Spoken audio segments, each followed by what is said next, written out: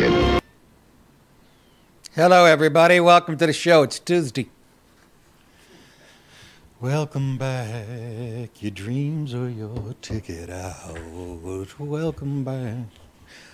How you doing, folks? I'm all right. I don't know. I don't know what to tell you. Yeah, I was doing my watching the reactions again. It's so cool. Especially when black people listen to the Bee Gees, young black people, and they find out they were white guys. They almost shit their pants. Same with the, is it the Isley Brothers? I think so. That have that real soulful, they can't believe. And then Bob Seger, who, we talked about this yesterday, Night Moves, came out in 76. I was 14. And it's all about being in the back of your dad's car trying to get laid. And you're awkward. You guys don't know what you're doing. And I'm watching like young people listen to that song and they start like welling up. And one guy goes, I don't know why I'm getting so nostalgic. He goes, this isn't even my era. He kid's like 28. That song is... It's a perfect storm of everything. Great music, his voice tells a story. But that's what I was hearing on the radio when I was trying to get laid. It was like written for people my age. So when I hear it now, I get like a lump. There's 3 songs that can make my eyes water if I'm by myself in my car. The next one might be the one that even worse than Night Moves is, again, Sega was my soundtrack, as they say, to your life or whatever. Like a Rock. Now, most people know that from the fucking pickup truck commercials. Before it became that. It's just a song about being 18 and being just... He's so good at going back. He's like, I was leaning solid everywhere, like a rock. My eye has, my steps had purpose or whatever. It just makes me... It puts you in a place... That's like, it gives you shivers. And the song's so good. And that fucking voice of his, I'll put it against anybody's, that natural rap. And We've Got Tonight, which was my senior prom. That was our song. So Seeger really can put a lump in my throat. And I hear it, it's bittersweet. You're like, oh, those are such great times. I'll be dead in 5 minutes. One emotion follows the next. You know what I'm saying, folks? No, you don't, because you might not be 63. But then watching, like I said, watching people way younger, and they explain the song exactly, the feelings they have, and then it's funny to watch some young kids trying to explain it. This young black dude had me laughing. He goes, because one of the lines in Night Moves is like, it starts out, tight pants, points, hardly renowned, talking about himself. Then he describes a girl. She's a black-haired beauty with big dark eyes and points of her own sitting way up high. Talking about her tits. And this young black kid's like, he was trying to make Reed into it way more. Nah, she's up high, so he like putting on a pedestal. He'd be putting on a pedestal like he's seen up there like a queen. I'm fucking dying. I'm going, no, it's her tits, brother. How'd you miss that? You're right. You checking this off? It's going to be a slim week, the way I'm going today. Yeah, that he moves me like no other. And there's some people who have never heard him. Then I watch the reactions of people that never heard him, and they have. Oh, there was 2 young black girls listening to Like a Rock, and I mean in their 20s, and I think they had accents. They might have been Caribbean. One of them starts bawling about 5 minutes into the song. It's about an 18-year-old guy coming of age. I mean, this guy had a way of, he got it, man. And they all say, and the black is, he's got soul. And he does. He's got soul and blues in his voice. He was the real thing. I don't know why I keep talking about that. I could watch that shit for hours, because some of it's funny how, I'm watching a lady who had never heard Zeppelin. And she loves hard rock and all this shit, but she was so young, she had never heard Zeppelin. And almost faints when she hears how good the guitar riffs are and shit. Because they did. A lot of people grew up with some shit music. Fucking 90s, stick it up your ass. All due respect. All due respect, T. Anyhow, I wish we had a hotline. What's your favorite artist? Give Wacky Jim a call. That was my first concert, Bob Seger, Orpheum in Boston. Front row balcony, which the Orpheum only holds like 3,000. You're hanging over, you're this close to the stage, dead center. Watching Bob Seger, what was he, his 30s maybe? Late 20s, early 30s, at his peak, doing night moves, and mamma mia. And a lot of black guys go, he's country. They go, this kid goes, all I heard is Main Street, night moves, and he mentioned 4 songs where you could think he's in a country. He goes, they say rock and roll, but I felt like saying Live Bullet, dude. He rocks with the best of them. But he just writes a killer ballad, singing about strippers and blue-collar workers. And my wife, Dallas, I didn't tell you this, when we lived in L.A., my wife's outside Spargo, famous restaurant in L.A. at the time in the 90s. Her and her girlfriend go out to have a cigarette, and my wife's fumbling for a lighter in a bag, and who reaches over? Bob Seger. Lights a cigarette. Can you imagine? I almost had that experience. I was fumbling in my purse for my lighter. And you know who lit my cigarette? Johnny Mathis. Gay black guy, my mother. All right, enough of the bullshit. Headline, thinking outside the box. I'm going to spend a little time. I might spend way too much than you want me to on this guy. I just found this tremendously interesting. Have you heard of this guy? Curtis Guy Yarvin. Born in 1973, also known by the pen name Mencius Moldbug. He's an American computer scientist, and it says far-right blogger because this is Wikipedia. Anybody who doesn't think like, Have you ever seen far-left anything? He's known along with philosopher Nick Land, I don't know who the fuck that is, I should though, for founding the anti-egalitarian. Egalitarianism is just everybody should be equal and, basically. Anti-egalitarian and anti-democratic philosophical movement known as the Dark Enlightenment or neo-reactionary movement. I don't know what makes it neo and just not reactionary. And if you guys don't know what reactionary is, it's just people who sort of long for the past the way things were.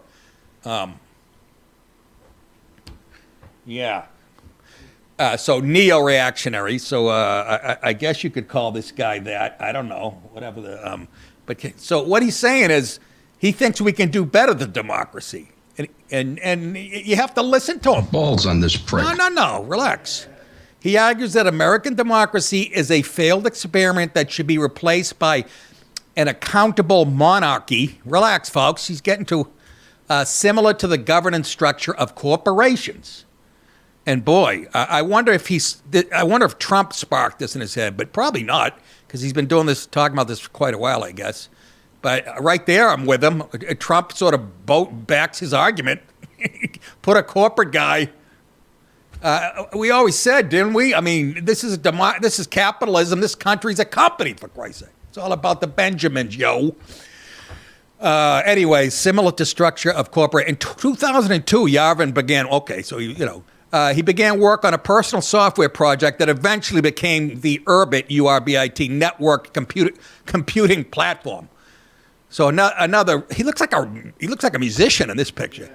Yarvin has been described as a neo-reactionary, neo-monarchist, and a neo-feudalist who sees liberalism as creating a matrix-like totalitarian system, right on the money there, and who wants to replace American democracy with a sort of techno-monarchy. He has defended the institution of slavery.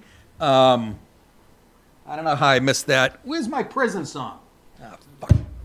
And has suggested that certain races may be more naturally inclined toward servitude than others. Oh my God, how dare you? That's so racist. Is it? Is it really? Remember I had Ted Nugent on on this show, believe it or not. And we were talking about, and he goes, "You believe all men are created equal?" And I'm like, He goes, "I don't." He just fucking lays it out there. I go, "You can say that. You get 100 million in the bank." Anyways, he says some races may more naturally inclined towards servitude than others. He has argued that whites have higher IQs than black people. That's no... Again, these are considered edgy because we live in a PC, we can't handle the true fucking world. Okay? Whites aren't even the smartest on the planet. You know who are? What do you call them? No, Jews. It is. Ashkenazi Jews. I'm saying, or Ashkenazi, something like that. They're the smartest people in the fucking world. Folks, this is science. You can measure it. You can't fucking argue with it.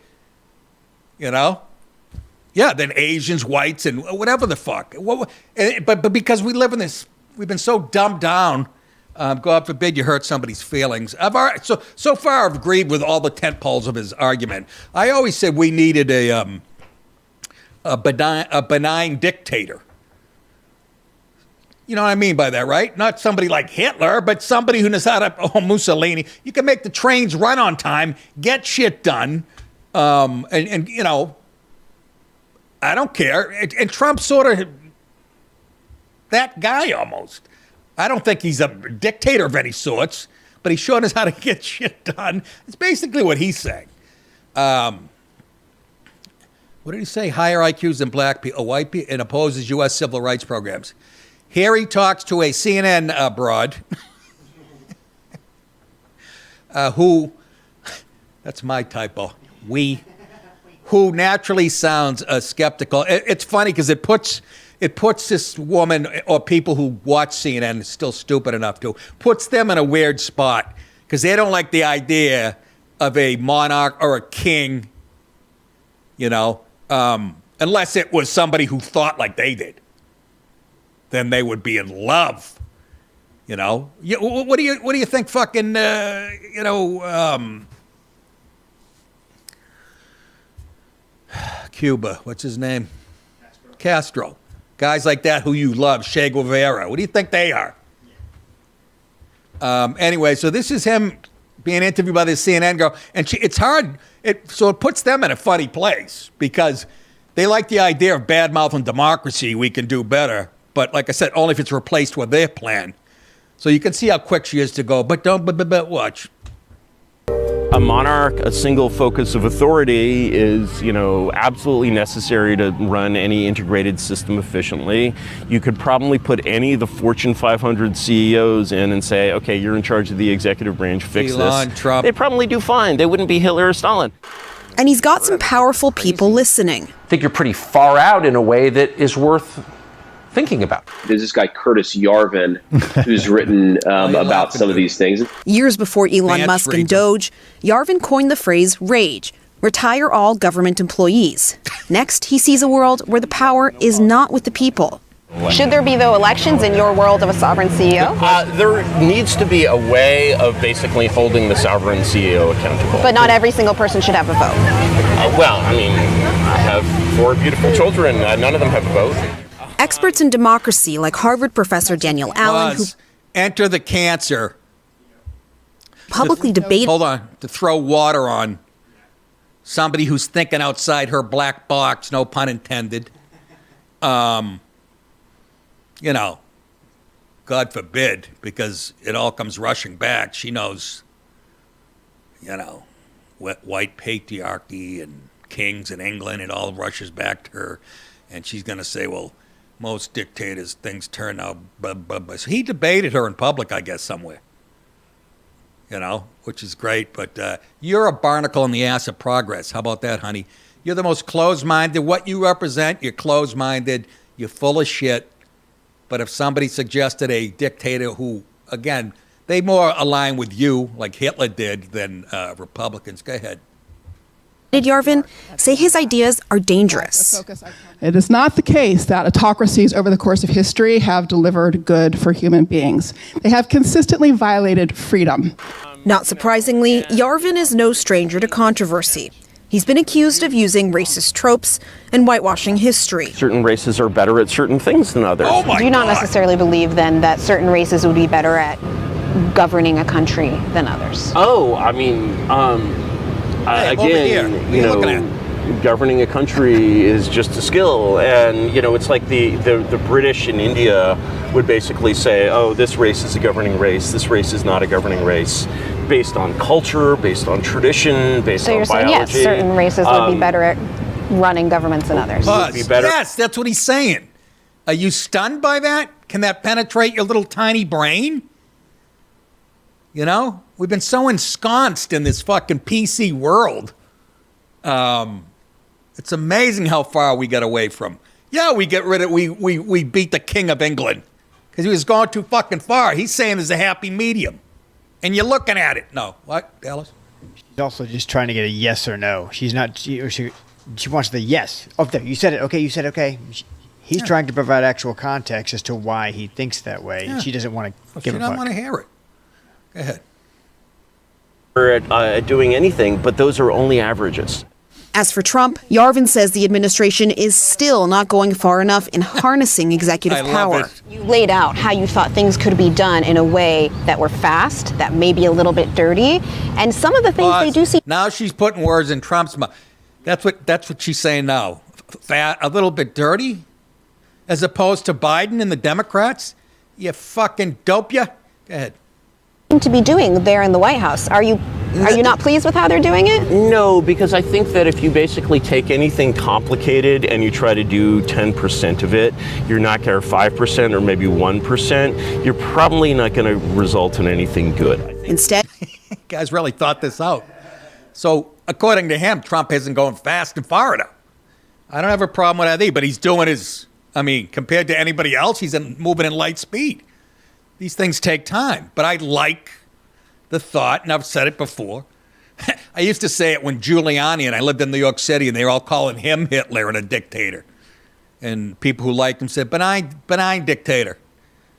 Fucking turned the city around in a second. Next thing you know, there were no homeless, no squeegee men. There was no garbage on the streets. It was record safe. That doesn't matter. Again, everybody has to benefit. We all have to live equally in a mediocre, shitty. No, we don't. I really like what this dude's saying. I got to buy a book or something. I'm sure there's a million arguments. Again, black woman from Harvard. Yeah, let's get her opinion because she represents the average American, right? Please, don't bust my balls, okay? Folks, I